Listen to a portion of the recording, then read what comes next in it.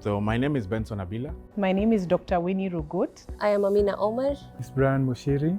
Marian Murunga. Mwende Mugambi. Fariala Lekipiani. Taiba Hatimi. I am an entrepreneur and CEO of Wise Hub. I am a teacher of English and literature. I'm a development practitioner. I'm a social impact leader. I teach international relations. I work at the Parliament of Kenya as a legislative advisor. I'm the current CEO of ICRA FM. A doting mom of two, a teenager and a toddler. Yeah, quite the girl. I run a film festival called the Kitale Film Week. Yes, so I went for MWF, Mandela Washington Fellowship for Young Leaders in 2022. I'm also a beneficiary of the Young Africa Leadership Initiative yearly, cohort 34, 2018. Participated in is the Fulbright Language Teaching Assistantship. I'm a Mandela Washington Fellow, 2021. I attended the CAP. I'm a 2019 Academy for Women Entrepreneurs alumna. I was privileged to be part of the Community Exchange Engagement Program in 2023. I'm an alumni of the Tech Women Program, 2014. I participated in the YES program, that is the Youth Exchange and Study, year 2017-2018. I participated in the yearly Regional Leadership Center East Africa. Alumni of the Academy for Women Entrepreneurs, 2022. Alumni of Academy for Women Entrepreneurs too, cohort 5. I was in a program called Susie Scholar. And recently a 2024 Fortune 500 US Department of State Global Women Mentoring Program. The IVLP program is an International Visitor Leadership Program, but I went under the theme known as the freedom of religion and interfaith. What drew me to participating in the YES program, it's the motivation, it's the outcome, it's the change, it's the results.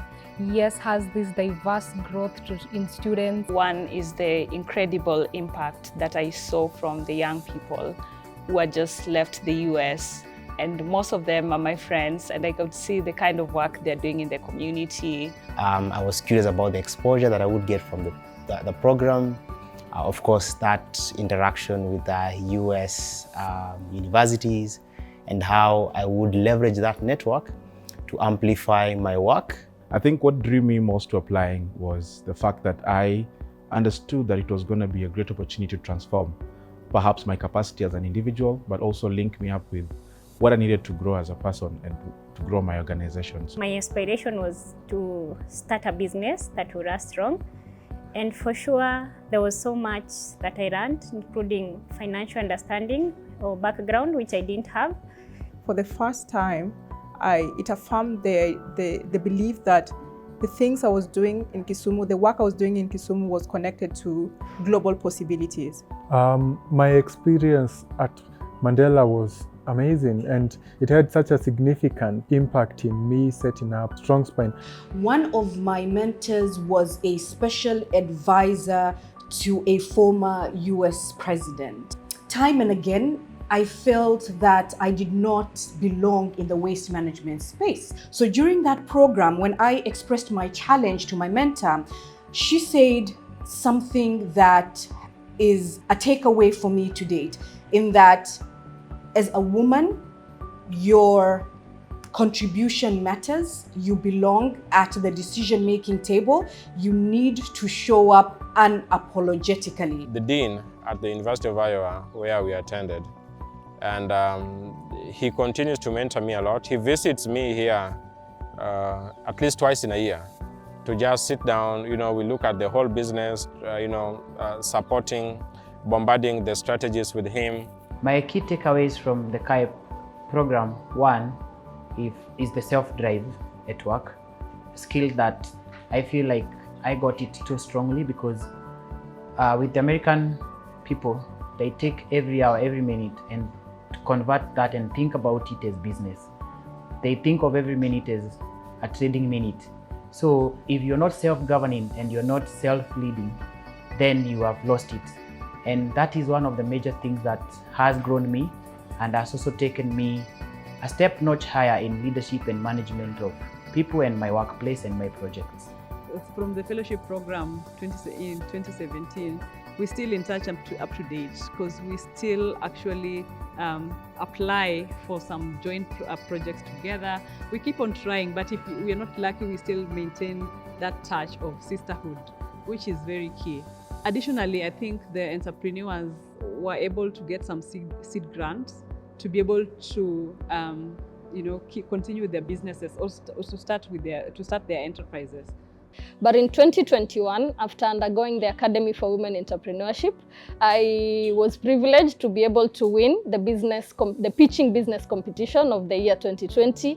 And I used that money to register my company into a limited liability company called Nala Foods Africa Limited.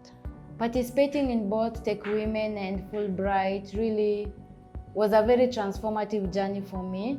To begin with Tech Women, because it's a women in tech experience, I was able to interact with the women in tech, and these are really leaders. These are leaders in the Silicon Valley companies like Mozilla, LinkedIn, Twitter, Salesforce. So by the time I was participating, actually I was very young. So this also gave me an opportunity to learn and also get not only technical skills, which I gained on web security, but I also gained leadership skills as a woman in tech. And also Tech Women gave me the thrive as well, and also the support system for these women in tech. What AWE gave me was confidence. It gave me confidence to go out. It gave me confidence to sell my small business, however small I was. I started this company only selling virgin coconut oil. And I was proud to be able to confidently stand in front of people and tell them what I do. So I would say something I picked from AWE is confidence.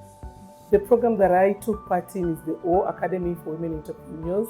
And we were the first cohort. I took part in the first cohort. That was in 2019. And this was quite a special program to me. Why do I call it special? I call it special because one, I was just 1 year into being an entrepreneur. So I hadn't taken part in any entrepreneurship program. So O was so special. And some of the things that I really hold close because of O, and even being proud of being part of an alumni of the O program, is because one, that's the first time I developed a business plan. I didn't have a business plan yet, I was an entrepreneur. Two, for the first time, I was able to do an elevator speech. Even the word elevator speech, I'd never heard about it. I heard about it during my training in the program. I was placed at UC Berkeley, which is University of California, and I was placed within their innovation hub. And my mentor, Finlayson, was a great friend, and we ended up co-creating different programs with her, including the Sasakazi platform that we ended up building. Okay, in the SUSI program, we were basically taught how to be leaders. And in the health system, we need leaders who are going to pull people to understand what really healthcare is. So for me, being in a SUSI alumni, it has really driven me to pull in people, like mentor people, because I'm in a health facility right now as a human resource manager, which also goes hand in hand with the legal matters. So I had to match the two. So I'm using my leadership skills, and being in the health facility as well, I'm able to use my skills which I acquired in the SUSI. As we celebrate the 60 years of US-Kenya relations, I think my message would be that the future will be built on co-creation. The problem we face are so big for one country to solve alone. My message will be, there's something to offer. Everyone has something to offer. Most of the time we limit ourselves, like we are not having capacity to offer something. Even offering an advice is a service. I would like to take this chance to appreciate all the alumni for showing up and for dedicating themselves to be members of the association. And I think the start for us is celebrating these 60-year partnerships with the US government. And I know we are commemorating it with 60 stories of amazing alumni who have done impact in their communities. And if you're one of those alumni, thank you for showing up. Thank you for sharing your story. And thank you for being an inspiration to the over 8,000 alumni that we have in our space. And this is one of the few ways that we can appreciate you. But I hope this reminds you that you are actually the reason why we come together. You are a force to reckon with. You are the driver of this partnership. And I just hope that you don't forget that it is you who makes up the association. So thank you for showing up. Thank you for being part of the association. And I invite you to be part of this legacy, to build a dynamic platform that brings alumni together to create sustainable and long-lasting impact within their communities.